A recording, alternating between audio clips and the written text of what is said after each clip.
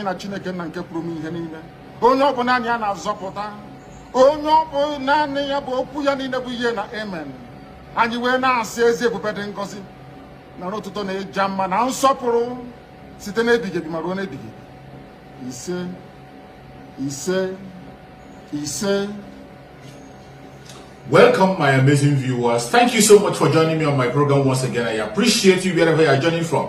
If you have not subscribed to my channel, please kindly subscribe to my channel. Click the notification bell so that you're notified each time I upload a video. You will be among the first to receive it. Thank you so much. Cut off. Benjamin, thank you for joining. Good morning from here. Thank you for joining, Benjamin. Please share the video as you're joining. Please share. There was a brother I was discussing with on my first program, and he just cut off. They just cut me off and I couldn't be able to continue. Please, if you are still here, try to click and join. If you are still here, try to send me your request. I'm going to bring you back so that you can be able to continue from what you are saying, so that we can sort that out. I'm very happy that you are bold enough to come in and we have that discussion. Very, very important. Very important. If you are still watching, please send in your request. I'm going to bring you back so that we can complete that discussion. Something transpired and I was cut off. That is what I face most of the time when I'm broadcasting. There's always an attack on the channel, attack on the broadcast. But please, if you're watching, any place you're watching from, please share the video, share to all platforms. That brother that came in from riverine area, please try to come back. Send in your request. I'm going to bring you in. Send request. I'm going to bring you in so that you can be able to finish that discussion. Very, very important. You see. So I would really love to address the issue you are trying to raise. I would like to address it while you are here watching me and we are looking at each other. It is going to be better I address this because I see where your own argument is coming from. I see where your argument is coming, but I want to get it very clear from you. When I get the information clear from you, then I can be able to respond. Please, if you are still watching, send in the request. I will bring you back so that you can make your contribution. You can make a contribution. I'm not here to bully anybody. I'm not here to abuse or to insult anybody, but to make sense. Let us talk common sense into each other. If you have a superior argument, you never can tell you can win a soul. If I have a superior argument, I can win you over. That is why we are here. That is why we are coming online, to make a common sense to things that are happening. Because there are so many wrong information that are being pushed out. Because that my brother just came in, he was saying that it is we that are living abroad that are fueling things. He's saying that we that are living abroad, we are the ones fueling things. And that we are the ones making things difficult. And he said that the way we are going about the struggle is not the way it's supposed to be. So I would like that brother to please try and come back. If you are there watching, try and come back. If you can be able to come in, try to come in again so that we can be able to sort this out. You can be able to finish your statements then before I can respond. Please try and come back if you can. So, but when you are saying that people abroad are the people who are fueling the information, well, I don't know how the people abroad are fueling information. Maybe the people living abroad are much more concerned because they have gone out and have seen how normal countries function. Maybe because we have gone out and we see how a sane country function, how people are supposed to function in a country. That is why we are worried. That is why we are complaining. That is why we are concerned. That might be the reason. So that is why we have to speak when we have to speak. You might not be speaking the same way we are speaking. Those who are in the Zoological Republic might not be talking the way we are talking. If you are in Nigeria, you can't be talking the way we are talking. You might not be seeing things the way we are seeing it. But if you are outside, you'll be seeing it differently. That is why I urge you, please, if you are still here, that brother, I hope you are the one. You can come in and make your contribution. Let us settle it once and for all. You see, when people come out and speak about that and begin to talk about some issues and say that people abroad are fueling issues, that we are the ones causing the problem, maybe because we have seen things where things are functioning and we want that same thing to be replicated in our own land. It is not that we are fighting against people. It is not that we are causing problem. somebody demanding for that which is right, is that a crime? It's not a crime. You have right to your own opinion. If you have a contrary opinion, you can come out and express your opinion. You can equally come and tell me, and I will tell you why I'm saying what I'm saying and what I'm doing. So what my brother was saying, I wish he can be able to come out. He's a Biafran. He's a Biafran. But I'm trying to see him because he's why I want him to come back and talk, because he's from the riverine area of Biafra. And there's a way the people in the riverine area are some. There is a way they are looking at this Biafran struggle as a different issue. They are looking at it differently from the way those of us in the hidden land are looking at it. So when I have discussion with people from riverine area, I will always try to talk with them. It is very good to discuss. I love to have them in my program. I love to talk with them and hear their own part of the story. Why is it that they are seeing the struggle in a different dimension?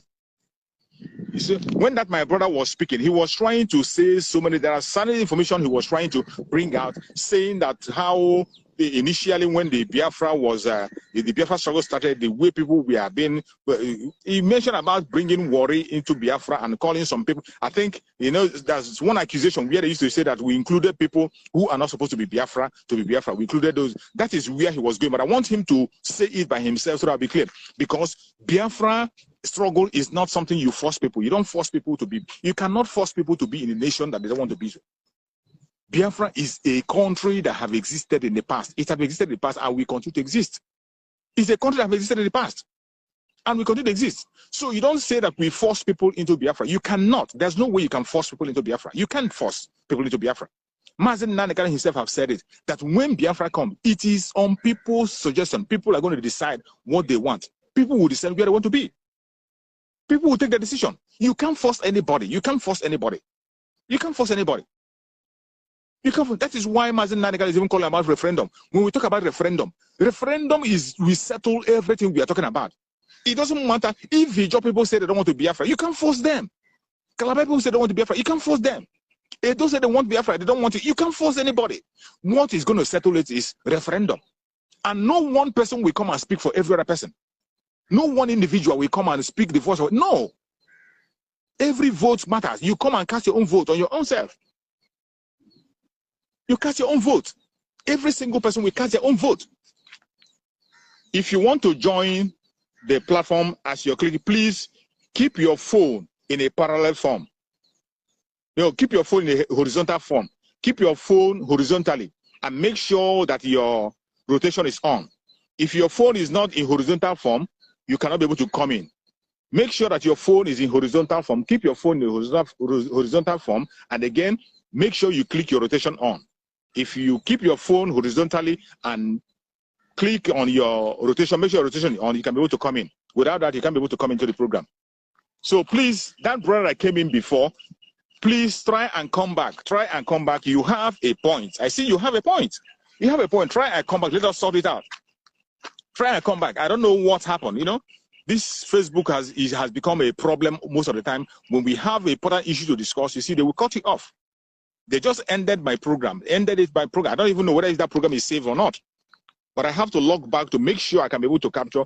And you know, people with their busy schedule, I don't know whether the brother can be able to come back again, but I wish he can be able to come back again.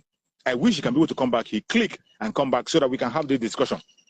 It is not, I don't insult anybody. It's not about insulting anybody or calling people names. But when you make sense, if you come and make sense, have a genuine argument, we talk about it.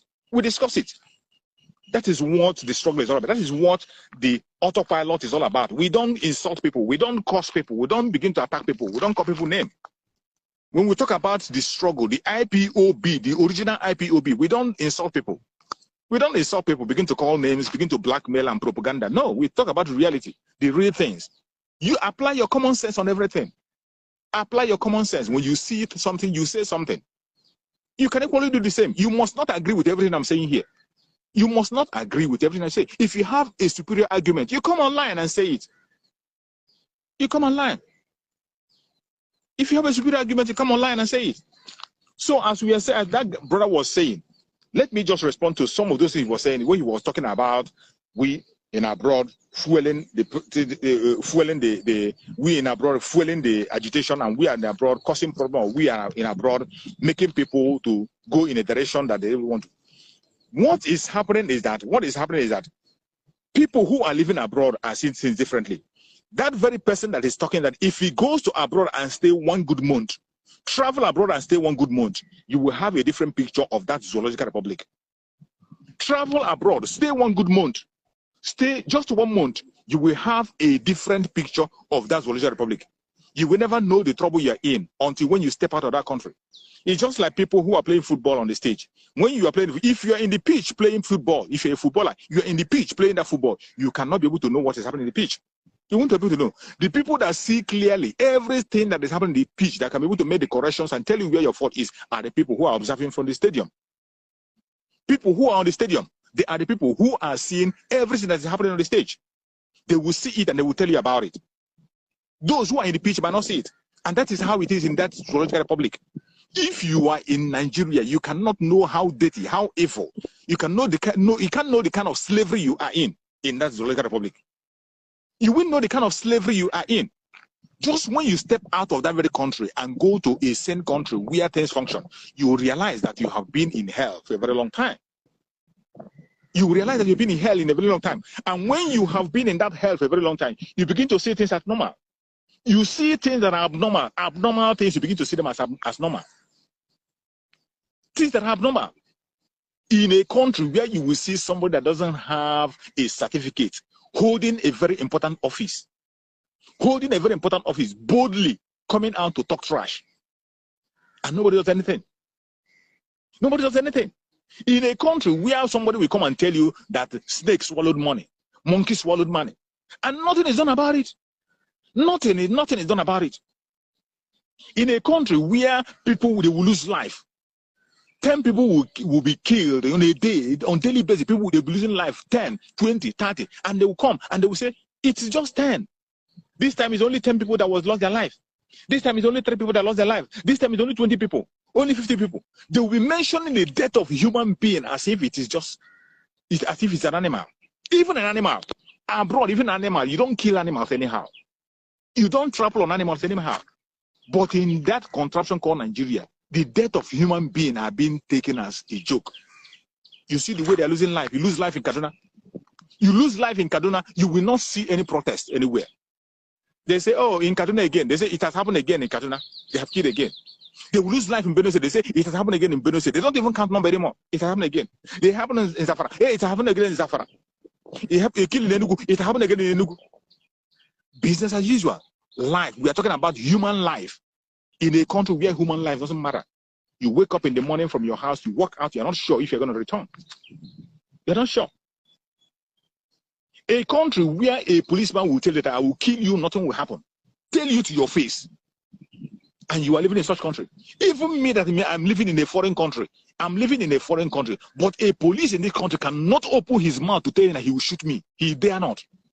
He cannot say that. He cannot open his mouth and say he will kill me and nothing will happen. You dare not say it. You can't say it. Even a citizen cannot threaten you like that. Say that I will kill you, nothing will happen. But in Nigeria, you will see people on video. You will see policemen captured on video that I will kill you, nothing will happen. And nothing will happen. They're going to shoot you and kill you, nothing will happen. They have been doing it. They have been doing it. Today, you see what they call Ojus Okalo, whatever they call him. Ojus Okalo is there now, busy telling us that he's going to bomb the bushes.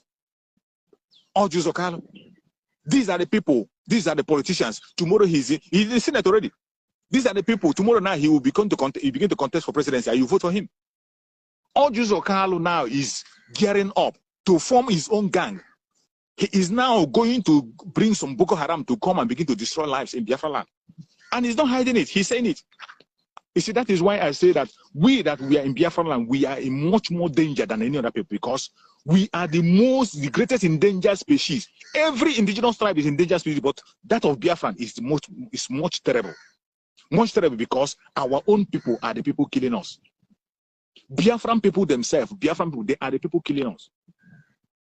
Our own Biafran brothers, they are the ones that are killing us. They call themselves politicians. In the Southwest, they are lucky. Have you ever seen any governor in the Southwest saying that he's going to bomb their people? Have you seen any governor in the Southwest going to call the military to come and invade their land? Have you seen that? Have you ever seen or heard that? No. The only place you hear that nonsense is in Biafra land. A governor will boldly come and tell you, I will bomb this area. And he will go and bomb that area. A governor, his own people he's supposed to protect. Look at a senator. A senator who knows what his people want. This is somebody who is supposed to make a law to protect his own people. Who is supposed to enact a law to protect his people. He is coming out to say boldly that he is going to tell Buhari to bring aircraft to come and bomb his own people. That he doesn't care what they think. Given a mandate, given an ultimatum that people should leave the bushes. That people should leave the bushes. Ask all Jews of Carlo, why are the people in the bushes for the first time? In the first place, have all Jews of Carlo asked the people in the bush, why are they in the bush? What are they doing in the bush? Why are they in the bush? Did all Jews of Carlo ask? He didn't care. He doesn't care. He doesn't care what they are doing and why they are there. All he wants is that they want them to be wiped away. He wants to be relevant. These same all Jews of Carlo, who has been parading himself as one clown, parading himself all the time as a messiah.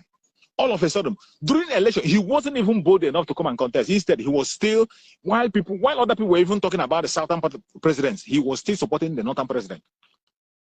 That same all Jews of Carlo have already given Ruga to the Fulanese. Gave Ruga to the Fulanese. It is so sad. It is so sad. It is so sad. But that is where we are. But we cannot stop. We cannot stop.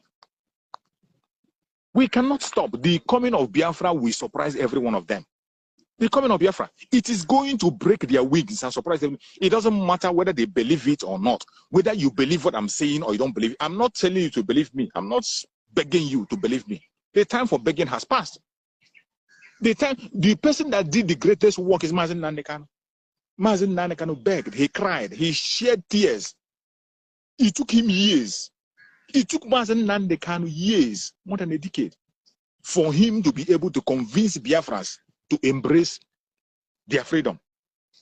Mazen Nandekano did the greatest job. What am I doing today? What am I doing? I'm only repeating what Mazen Nandekano just said. That's what we're doing. Every one of us, including our brother Simon Ekpa. Simon Ekpa is only building on the foundation of Mazen Nandekano.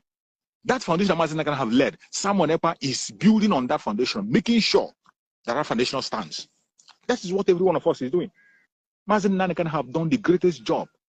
So we don't beg you. We are only giving you the information.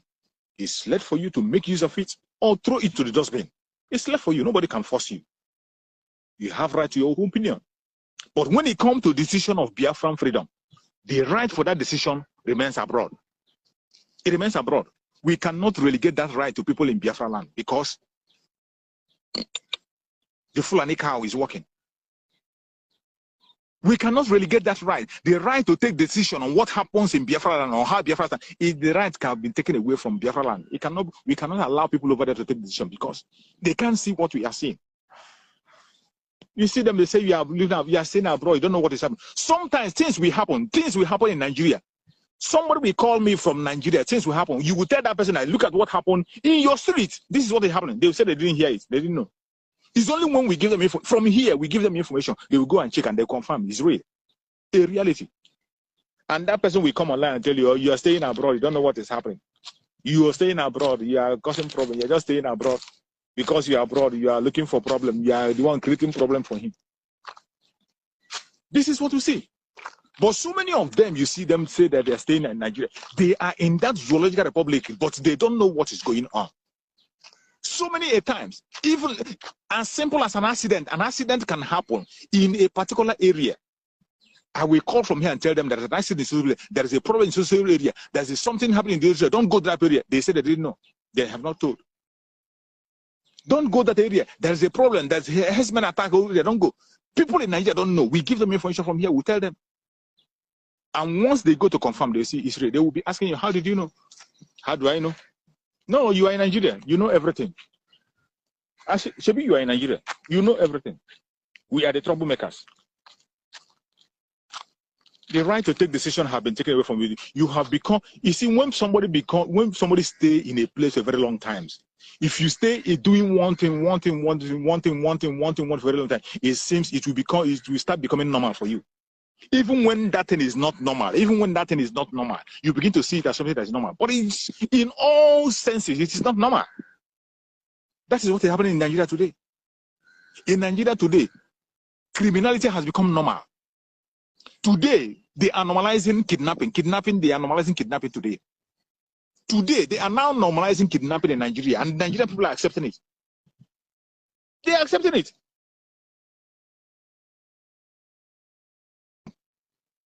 They reserve money to pay for their ransom. The federal government have told you that they can't attack the kidnapper. They are not ready to attack any kidnapper. That all they do is negotiation. And what are negotiations? Either they release the Boko Haram members or they give them money. They have normalized it. Individuals, once they kidnap you, if your family have money to pay, you pay. If your family cannot be able to pay, they will sell you a human pass. And it has become normal. When you see a kidnap, they say, oh, another kidnap. That is what you see. They will say, oh, another kidnap has happened. That is what you see. When you hear about kidnap, they say, oh, another kidnap. They have kidnapped again. You will not see any outrage. You will not hear any protest anywhere. Oh, another kidnap has happened. And people will go about their businesses. They will begin to see it as normal. Bribery has become normal. Nigeria has become so corrupt that even bribery, when you go to, you are driving on the road, you see car owners giving bribe, all those what do they call, all those bus drivers, giving bribe to police has become a normal thing. A normal routine that whenever you see a policeman, you just put hand in your pocket and give them money and walk away. It's become normal. It has become a normal system in Nigeria. But that is fraud. That is fraud. It's not supposed to be normal. It's not supposed to be normal. Then when you are coming back from a sane country and then a policeman stops you and you ask him, what offense have you committed? The first thing he begins to attack you and ask you why you asking him a question. A simple question, what offense have I committed? What offense have I committed? He can't explain to you. He would necessarily you know what to do. If you don't know what to do, it's up to you. They are normalizing fraud. Look at their so-called politician. Every politician stealing has become part of politics. Stealing is part of politics in Nigeria. It doesn't matter whom you are. The presidents, the vice presidents, the commissioners, the governors, the ministers, they are all stealing. It is normal. Once you manage to get any post, even a local government chairman, if you succeed and get any post in Nigeria, all you have to do is to steal as much as you can. They call it national cake. National cake is your own time to cut your own national cake. If you don't cut it, it's late for you. And that is the system they are running. It is so sad that my brother could not be able to come back. I wish and hope that someday he will have time to come back so that we can be able to sort out this very problem openly. You can sort it out. I would love to discuss with that very brother. If he's watching or if he will watch this video in time to come, I would like him to DM me, give me a time so that I can be able to bring him out. We can have a program together and discuss that issue because he was making some point that needs to be cleared. Whoever that guy is, if he comes across this very video, he should write me, give me a text so that we can fix a time for him to be able to ask those questions so that we can sort it out. Let us have that discussion. Let us have that discussion. There's two important things he said. He was trying to accuse Biafrans of forcing people to be Biafra. Then the second one, he was trying to say that people in the diaspora are the people fueling the agitation and they are causing problem. Those two important accusations. There are many. These are the beliefs some of them have. This is one of the accusations they are presenting. But when you look at the arguments, it doesn't hold water. It doesn't hold water. I wish he is here that we can be able to sort it out. It doesn't hold water. It doesn't hold water. There is no way you can live in a sane country. There's no way you can step out of Nigeria. There is no way you can step out of Nigeria, stay for 1 good month, experience good life and genuine country, how things function, and you come back to Nigeria, you begin to think the same. You can't think the same. Are yet to wake up from your slumber or your sleep and get the point that we are exiting Nigeria. Exiting Nigeria is not going to come from the platter of golden plate. You have to sacrifice for it. And we are ready to sacrifice everything, including you, if you come and stand in the way of freedom. So you need to know how serious we are.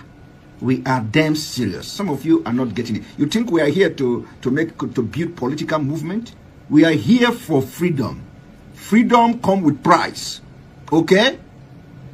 The only thing you can do is to comment on social media. Don't ever stand on the way of Biafra freedom. We'll crush you. Their interest is suppressed. Biafra is the key. Once they can hold Biafra down, they can hold the whole of Africa down. Hey, freedom fighting, sorry. Because all these people are criminals. They are saying there is no way this man cannot be a criminal like themselves. They don't have a different breed altogether. They don't know that. I am Nnamdi Kanu. I don't do all this nonsense you do. My father was a very rich man, not ostentatious. I had the finest education that his money could afford. We are not poor. Have never been. That is why a poor man cannot be a freedom fighter. If you're not full of yourself, you cannot be a freedom fighter. You have to go everywhere. We must continue.